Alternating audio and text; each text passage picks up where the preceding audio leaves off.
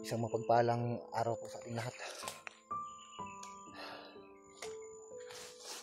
Sa ngayon, patuloy pa rin ako sa paghahanap ng aking mga kasamahan, lalo na sa dalawa kong bayaw.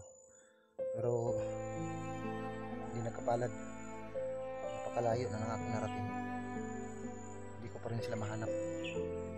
So dito muna ako nagpapalipas ng gabi. Sa oras na ito, aalis ako mamaya para patuloy sa paghahanap ng aking mga kasama. So nakasignal ako kagahapon.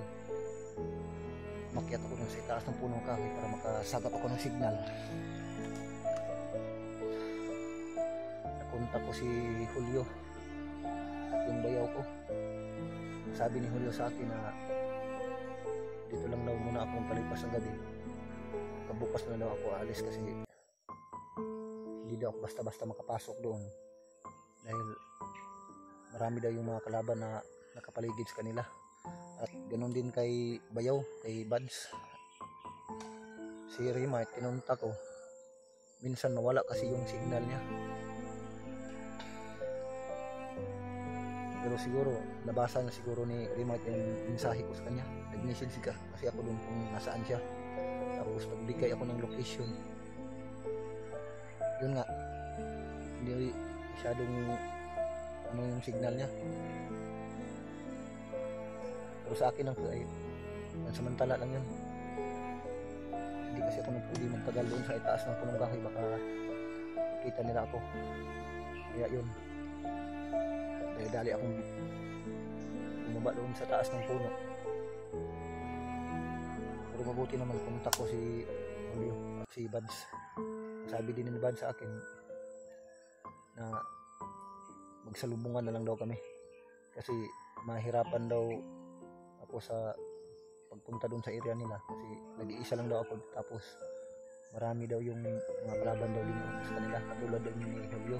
Pero si Julio safe naman po, si Julio. Pero si Justin, si PG, hindi ko pa nakontak.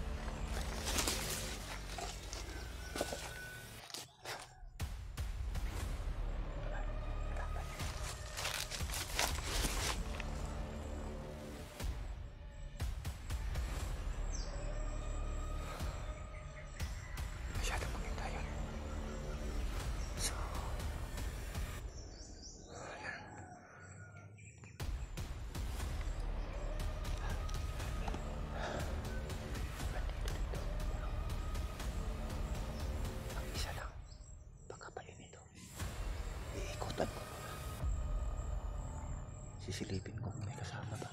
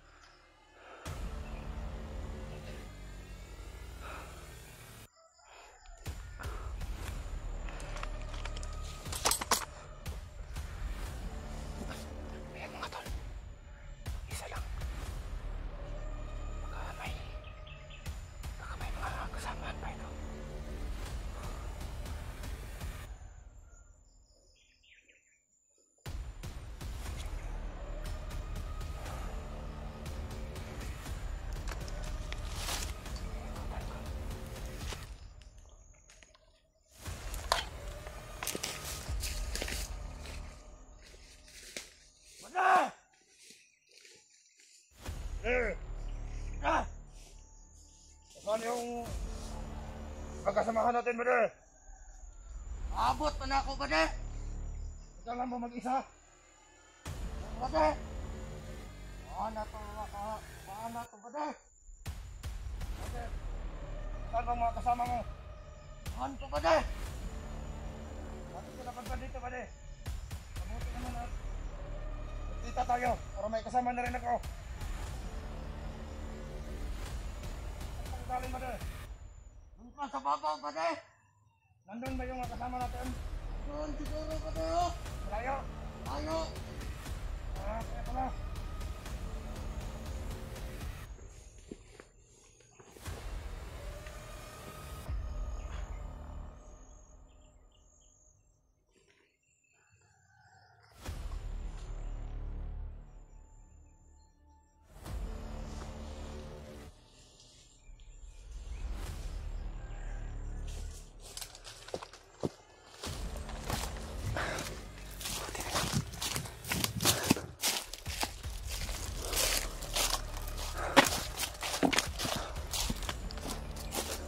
Naisahan ko yung laban.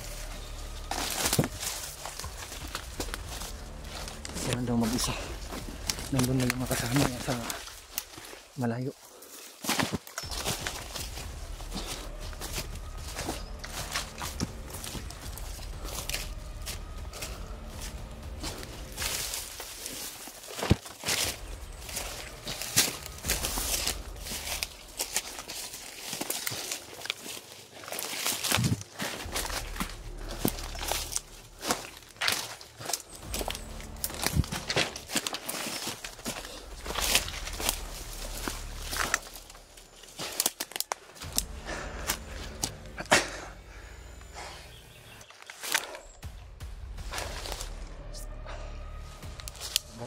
Senyorita, kaagaw na akong baril.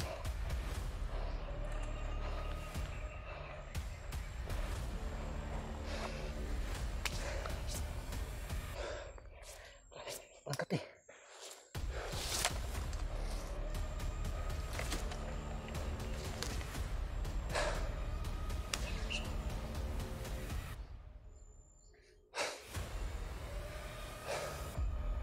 Buti na lang wala siyang kasama.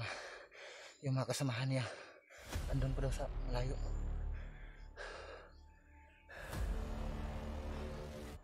Buti hindi niya ako nahalata, hindi niya ako nakilala.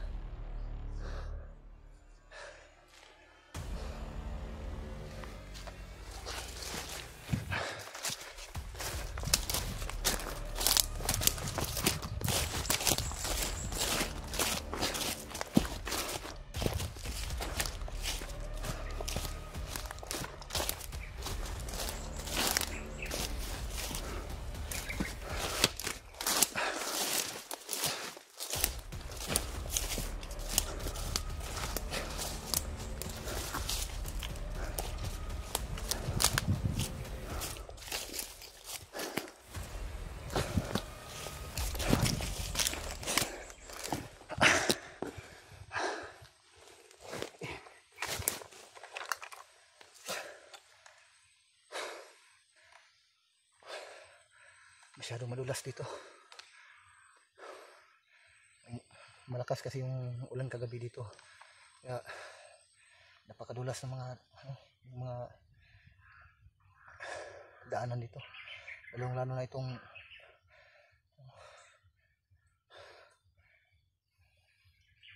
yung mga kahoy na mga sanga ng kahoy, maapakan, madulas.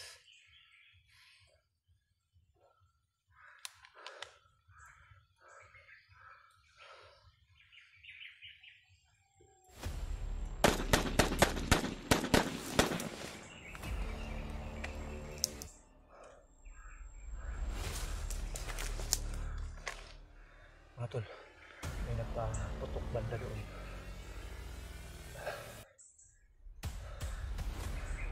Mamaya pupunta kami. Kasi malayo pa rin yung mga putukan.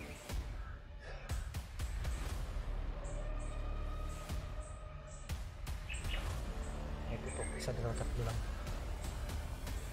Pero di ganong malakas yung putok.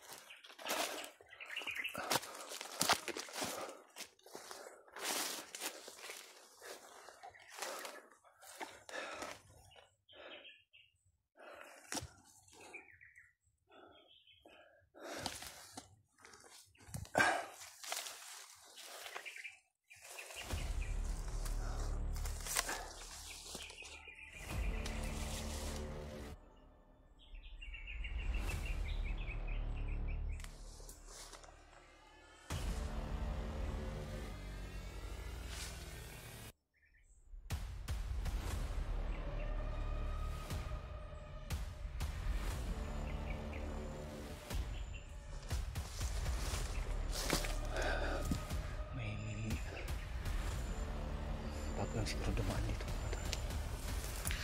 Dito. Ang bago lang ito dinaanan.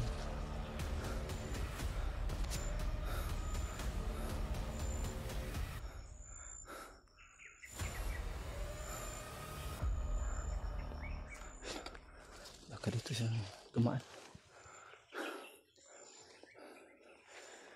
Iikot. Ikutan natin.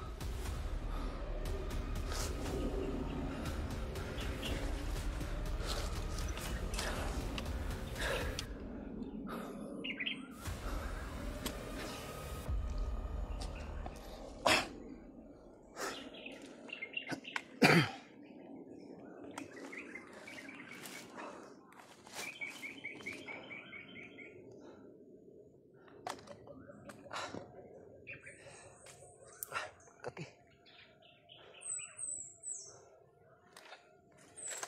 Ito, ilang oras at araw na, pati na rin gabi.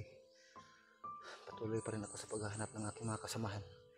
Pero hindi ko pa rin sila matuntun kung saan yung area ng nabundok na naroroonan nila. Pero yung mga putok doon na narinig ko malapit ng banda dito sa pinalalagyan ko ngayon, hindi naman gaanong kalayuan, pero baka nandun yung mga kasamahan ko. Doon yung puntarya ko ngayon.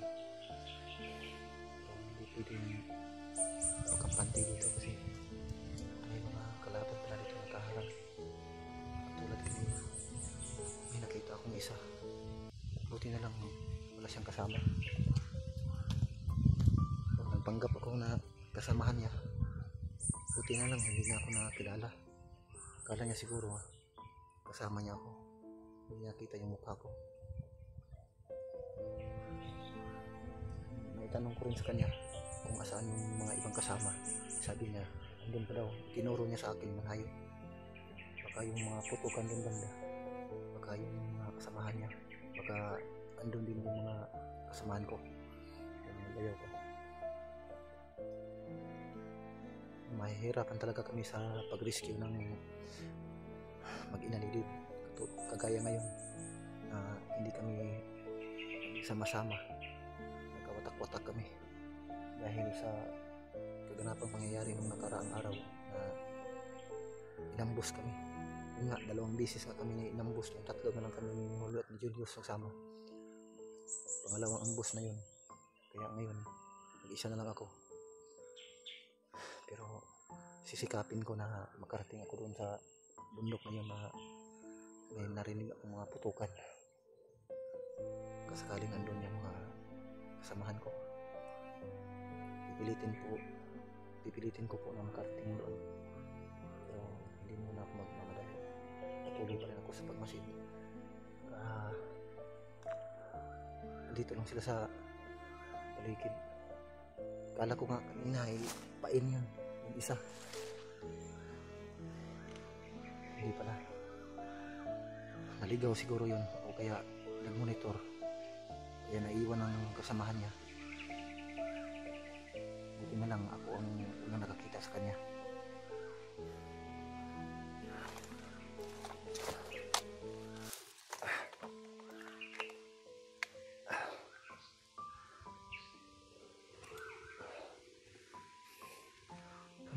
Dito ako dadaan patungo din sa bundok na yun. Hindi masyado makita.